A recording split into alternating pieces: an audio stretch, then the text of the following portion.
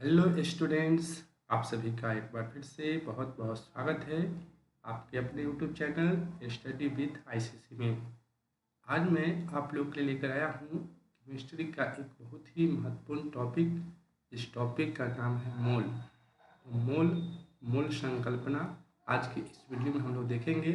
यह टॉपिक बहुत ही बड़ा है, तो आज के वीडियो में हम लोग बहुत कुछ नहीं सीखेंगे, सिर्फ ये सीखेंगे मोल क्या होता है और किस तरह से मोल को हम लोग ज्ञात करते हैं।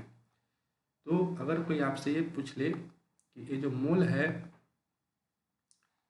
मोल शब्द, ये शब्द दिया किसने, तो ये आपको ध्यान रखना है। पहला क्वेश्चन, जो ये जो मोल शब्द है, इस शब्द का प्रयोग सबसे पहले करने वाले वैज्ञानिक का नाम है ओस्टवाल्ड। क्या नाम है? ओस्टवाल्ड। आप पढ़े होंगे कि परमाणु शब्द का भी प्रयोग सबसे पहले किसने किया था? ओस्टवाल्ड ने ही किया था एटम शब्द का प्रयोग। तो ध्यान रखना है कि जिस तरह से ओस्टवाल्ड ने एटम शब्द का प्रयोग सबसे पहले किया था, उसी तरह से मोल शब्द का भी प्रयोग सबसे पहले किसने किया? तो ओस्टवाल्ड ने किया। तो ये पहला सवाल हो गया। अब आपसे कोई पूछ ले कि मोल शब्द सबसे पहले कौन दिया, आप तुरंत कहिएगा कि ओस्टवाल्ड ने दिया। अब यहाँ से दूसरा क्वेश्चन एक पूछेगा आपसे कि गणना की इकाई, केमिस्ट्री जो सब्जेक्ट है, इसमें कोई भी जो वैज्ञानिक होते हैं वो गणना की इकाई के रूप में किसका प्रयोग करते हैं? ये सवाल अगर आपसे पूछे तो आपको बताना है कि गणना की इकाई के रूप में मोल का ही प्रयोग किया जाता है। तो ये भी हो गया। दो सवाल आप लोग देख लिए। पहला सवाल कि मोल शब्द का प्रयोग किसने किया, तो ओस्टवाल्ड ने। और दूसरा सवाल कि गणना की इकाई केमिस्ट्री में क्या होती है, तो मोल होती है। अब समझते हैं कि ये मोल होता क्या है। तो आप लोग अक्सर मार्केट जाते होंगे, और मार्केट जाते होंगे तो आप लोग कुछ सामानों को दर्जन के रूप में खरीदते होंगे। जैसे अगर आप कहते हैं कि 1 दर्जन केला दीजिए, 1 दर्जन क्या दीजिए? केला। तो दुकानदार क्या करता होगा कि आपको 1 दर्जन यानी कि 12 केला देता होगा। तो यह संख्या में कितना हो गया? 12 हो गया। तो 1 दर्जन जो है 12 को सूचित करता है। 1 दर्जन अगर आप आम मांगिएगा तो वह 12 आम देगा। 1 दर्जन कलम मांगिएगा तो वह 12 कलम देगा। तो जिस तरह से दर्जन किसी संख्या को व्यक्त करता है, ठीक उसी तरह से जो मोल है, मोल भी किसको व्यक्त करता है?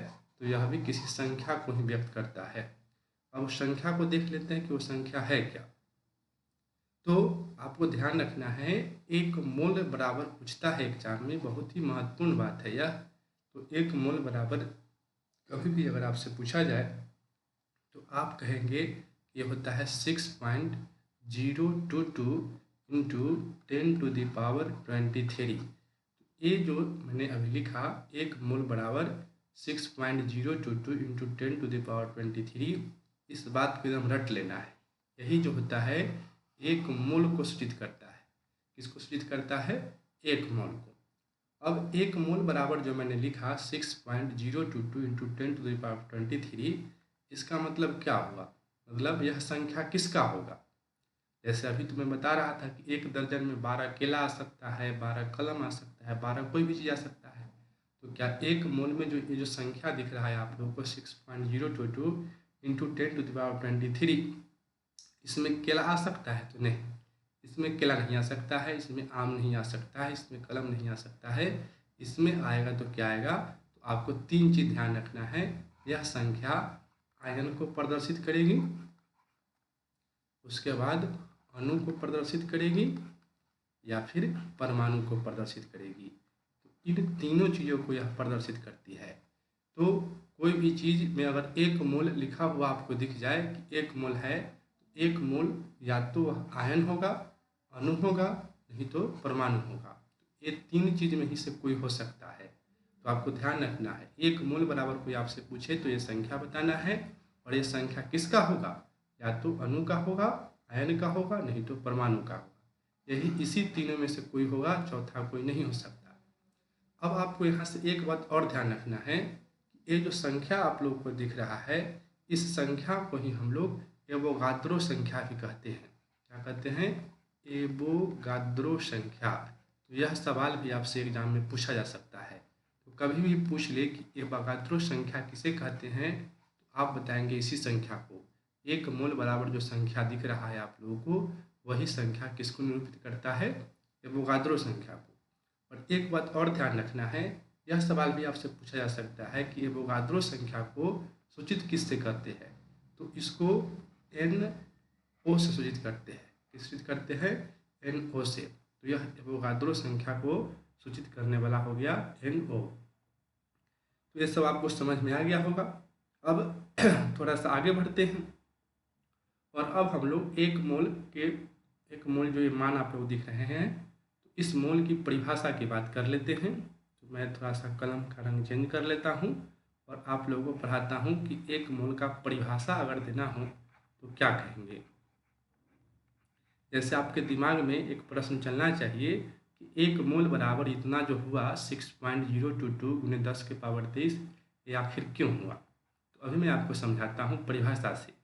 देखिए, आप लोग पढ़े होंगे कार्बन जो होता है उसके दो समस्थानिक होते हैं मुख्य रूप से, एक होता है C12 और एक होता है C14। क्या क्या होता है?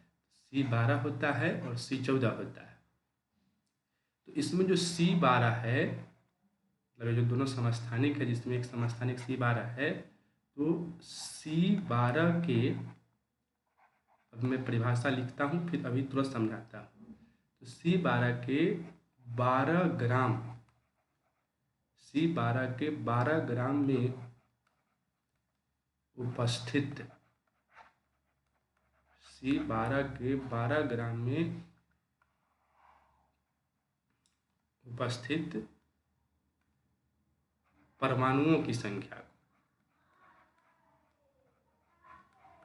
C12 के 12 ग्राम में उपस्थित परमाणुओं की संख्या को ही हम क्या कहते हैं? एक मोल कहते हैं। समझ गए?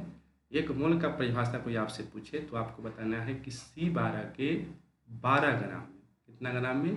12 ग्राम में उपस्थित परमाणुओं की संख्या को, मतलब जैसे कार्बन है तो कार्बन का समस्थानिक को लेना है, ये C12 बना, और इसकी मात्रा कितनी लेनी है? 12 ग्राम। तो इसका जो 12 ग्राम होगा, जब उसमें आप परमाणु को काउंट करेंगे 1 2 3 4 5 इस तरह से, तो काउंट करते करते करते करते वह मान कितना हो जाएगा? एक मोल, यानी कि जो 6.022 है, इतना हो जाएगा। इसलिए एक मोल को हम लोग इस तरह से लिखते हैं। तो हमें लगता है कि आप लोग समझ गए होंगे कि एक मोल बराबर इतना क्यों हुआ। नहीं समझे तो एक बार फिर से सुन लीजिए। एक मोल का मान इतना इसलिए है क्योंकि कार्बन 12 के अगर आप 12 ग्राम लीजिएगा और उसमें परमाणु को गिनना शुरू कीजिएगा, तो पूरा गिनने के बाद आपको इतना परमाणु मिलेगा। कितना परमाणु मिलेगा? 6.022 गुने 10 के पावर 23, इतना परमाणु मिलेगा। इसलिए एक मोल के रूप में हम लोग इसको लेते हैं। तो आप लोग समझ गए होंगे, परिभाषा में कोई दिक्कत अब आप लोगों को नहीं होनी चाहिए। अब मोल के विषय में एक बात और जान लीजिए, आप लोग फिजिक्स में पढ़े होंगे कि आधारी राशि, और आधारी राशि जो पढ़े होंगे आप लोग, उसमें 7वां आधारी राशि आप लोग जानते हैं क्या होता है। तो आप लोग पढ़े होंगे कि आधारी राशि जो होता है उसमें 7वां आधारी राशि होता है पदार्थ का परिमाण। क्या होता है? पदार्थ का परिमाण। होता है कि नहीं होता है? होता ही। तो जो पदार्थ का परिमाण है, इसका SI मात्रक भी क्या होता है? तो यही मोल ही होता है। तो यह क्वेश्चन भी एग्जाम में पूछा जा सकता है कि मोल जो है वह किस आधारी राशि का SI मात्रक है। आप बताएंगे कि पदार्थ का परिमाण, पदार्थ के परिमाण का SI मात्रक क्या होता है? तो यही मोल होता है। हमें लगता है कि आप अच्छे से समझ गए होंगे। अब है आगे हम लोग यहाँ से कुछ न्यूमेरिकल प्रश्नों को देखते हैं। मोल अब निकालने वाला प्रश्न को देखते हैं कि मोल आखिर निकलता कैसे है। एक बार रिवीजन करने का मन है तो मैं रिवीजन करा देता हूँ। हम लोग पढ़ रहे हैं मोल संकल्पना का पार्ट 1। तो सबसे पहला क्वेश्चन मैंने आपको बताया कि मोल शब्द आखिर किसने दिया। तो मोल शब्द किसने दिया है? तो मोल शब्द देने वाले वैज्ञानिक के नाम है ओस्टवाल्ड। अब रसायन शास्त्र में गणना की इकाई क्या होती है, यूनिट क्या होती है? तो यह मोल ही होती है गणना की यूनिट। और एक मोल का जो वैल्यू होता है वह होता है 6.022 गुणे 10 के पावर 23। ये संख्या किसका होता है? यह संख्या अणु का हो सकता है, परमाणु का हो सकता है या फिर आयन का हो सकता है। अगर पूछ ले कि एवोगाद्रो संख्या कितना होता है, तो यह भी यही होता है 6.022 इंटू 10⁻23। अब एवोगाद्रो संख्या को किससे सूचित किया जाता है? अगर ये पूछे तो आपको बताना है कि NO से सूचित करते हैं। और अगर मोल का परिभाषा एग्जाम में पूछे या फिर कोई आपसे पूछे तो आप बताएंगे कि कार्बन 12 जो होता है उसका 12 ग्राम लेंगे और 12 ग्राम में जितना परमाणु होगा उसी को हम लोग क्या कहेंगे? एक मोल कहेंगे। अब ये क्वेश्चन भी पूछ सकता है कि यह मोल जो है किस आधारी राशि का एसआई मात्रक है? तो यह पदार्थ के परिमाण का एसआई मात्रक है। अब हम लोग सीखते हैं कि मोल आखिर निकलता कैसे है। तो अगर मोल आपको निकालना है तो आपको मोल निकालने का एक मैं सिंपल सा फार्मूला बताता हूँ। इस फार्मूला को ध्यान रखना है। मोल जब भी निकालना हो तो आपको लिखना है दिया गया द्रव्यमान बटे में आणविक द्रव्यमान। दिया गया द्रव्यमान बटे में आणविक द्रव्यमान। ये जो होता है क्या होता है? मोल याद करने का फार्मूला होता है। इस फार्मूला पर कुछ प्रश्नों को हम लोग बनाते हैं। जैसे कि पहला प्रश्न है यहाँ से कि 88 ग्राम CO2 में कितने मोल होंगे? आप लोग बना के कमेंट कीजिए। 88 ग्राम CO2 में कितने मोल होंगे? कितने मोल होंगे? तो ये सवाल है, बनाना है आप लोगों को। फार्मूला दिया है दिया गया द्रव्यमान बटे आणविक द्रव्यमान। यहाँ पर मोल की संख्या निकालनी है। क्या निकालनी है? मोलों की संख्या। मोलों की संख्या कैसे निकलेगा? दिया गया द्रव्यमान पर लिखना है। तो दिया गया द्रव्यमान कितना है? 88 ग्राम। तो हम लोग 88 लिख देंगे। बटे में लिखना है आणविक द्रव्यमान, यानी कि CO2 का आणविक द्रव्यमान लिखना होगा। तो CO2 का आणविक द्रव्यमान निकालना बहुत ही आसान है। कार्बन का द्रव्यमान आपको पता है कि 12 होता है, तो 12 लिख देंगे। ऑक्सीजन का द्रव्यमान कितना होता है? 16। और ऑक्सीजन आप देख रहे हैं कि 2 है, तो यहाँ 2 से गुना कर देंगे। बस अब इसको सॉल्व कर दीजिए, आपका आंसर आ जाएगा। ऊपर तो 88 की जगह पर 88 ही होगा और ये 12 और 16 दूना 32, तो 32 12 कितना हो जाएगा? 44। और भाग सबको पता है 88 44 से 2 बार में जाएगा, तो यहाँ पर 2 मोलों की संख्या निकल गई। तो मोलों की संख्या यहाँ पर क्या हो गई? 2 हो गई। तो हमें लगता है कि आप लोग समझ गए होंगे। अब हम लोग कुछ और प्रश्नों को लेते हैं। अब दूसरा प्रश्न की तरफ बढ़ते हैं। दूसरा प्रश्न में आप लोगों को बताना है, अभी मैं लिखता हूँ दूसरा प्रश्न। 25 ग्राम सल्फ्यूरिक अम्ल, इसमें बताना है कि 25 ग्राम H2SO4 सल्फ्यूरिक अम्ल मतलब कौन चीज़? H2SO4 में कितने मोल होंगे? बताइए सभी लोग, कमेंट कीजिए। 25 ग्राम H2SO4 में कितने मोल होंगे? तो फिर से मोलों की संख्या निकालनी है। तो मोलों की संख्या निकालने का मैंने अभी फार्मूला बताया है आप लोगों को। कैसे निकलेगा? दिया गया द्रव्यमान, तो दिया गया द्रव्यमान कितना है? 25। और H2SO4 का आणविक द्रव्यमान नीचे लिखना होगा। तो हाइड्रोजन का द्रव्यमान आप लोग पढ़े होंगे कि 1 होता है और यहाँ पर 2 हाइड्रोजन हैं, तो 2 से क्या कर देंगे? गुना कर देंगे। फिर ये है सल्फर, तो सल्फर का द्रव्यमान कितना होता है? तो इसका द्रव्यमान होता है 32। और ऑक्सीजन का द्रव्यमान अभी मैंने आपको बताया है 16। और 4 यहाँ पर ऑक्सीजन दिख रहा है, तो 4 से गुना कर देंगे। अब इसी को सॉल्व कर दीजिए, तो हो जाएगा ऊपर में 25 और नीचे 1 में 2 से मल्टीप्लाई कीजिएगा 2 प्लस 32 की जगह पर 32 और 16 में 4 से गुना कीजिएगा तो 64। अब इसको भाग आप लोग दे ही सकते हैं, तो आप भाग कर लीजिएगा। भाग करेंगे तो टाइम ज़्यादा लग जाएगा। 64 और 32 कितना हो जाएगा? 96 और 2 98। तो बस 25/98 आया। तो 25 में 98 से भाग करना कोई बहुत बड़ी बात नहीं है, आप लोग कर लीजिएगा। तो ये दूसरा क्वेश्चन हो गया। अब हम लोग 1-2 क्वेश्चन को और देखते हैं।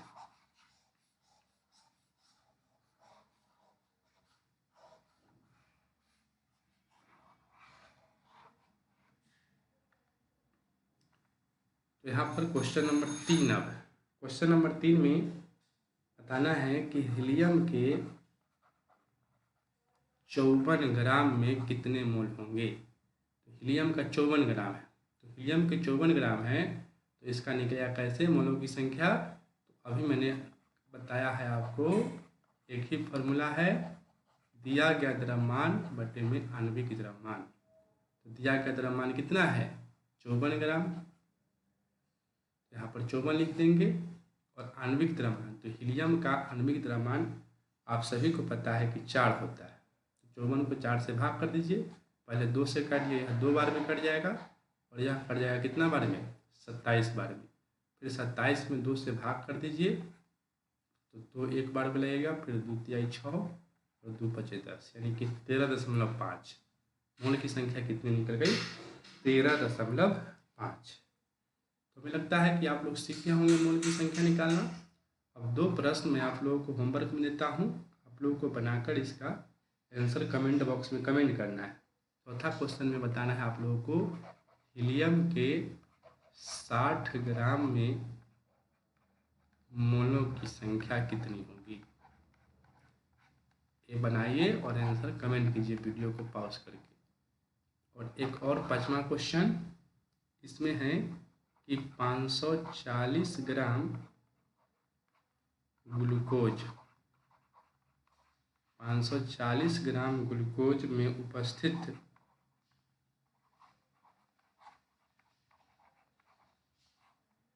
मोलों की संख्या तो ये 2 क्वेश्चन आप लोगों को बनाकर इसका आंसर कमेंट करना है। ये छोटा सा वीडियो था, इसमें हम लोग सिर्फ ये सीखे मोल का बेसिक कि मोल शब्द किसने दिया, मोल का परिभाषा क्या होता है, एवोगाड्रो संख्या क्या होता है, और मोल निकालना हम लोग सीखे सिंपल तरीके से। फिर इसका पार्ट 2 लेकर मैं आऊँगा। आज की वीडियो में इतना ही, तब तक के लिए धन्यवाद। जय हिंद, जय भारत।